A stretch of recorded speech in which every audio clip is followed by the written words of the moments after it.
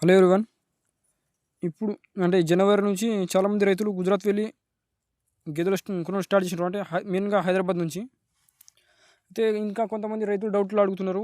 వాళ్ళకైతే కొన్ని సొల్యూషన్ నేను చెప్తా. ఫస్ట్ పాయింట్ ఏంటంటే, చాలామంది మోసపోయేది ఎక్కడ అంటే, కొన్నిసార్లు మనం ఓన్లీ గేదె యొక్క ఆర్డర్ చూస్తాం. అంటే పెద్ద ఆర్డర్ ఉంటే అది 10 రోజుకి మినిమం 20 లీటర్ ఇస్తా అని చెప్తారు వాళ్ళు. ఓన్లీ ఆర్డర్ సైజ్ పెద్దగా ఉంటే సరిపోదు. అంటే ఓన్లీ ఆర్డర్ పెద్దగా ఉంటేనే గేదె 20 లీటర్ పాలు ఇస్తా అంటే అది కరెక్ట్ కాదు. అన్ని క్యారెక్టర్స్ చూడాలా. హైట్, పర్సనాలిటీ కూడా 20 లీటర్ ఇచ్చే విధంగా ఉంటేనే కరెక్టు. ఇంకా కొంతమంది ఏమో పెద్ద ఆర్డర్ ఉంటుంది, అది 1,20,000కి ఇస్తే తీసుకుంటున్నాం, దానికేమో 20 లీటర్ ఇస్తా అని చెప్తున్నారు.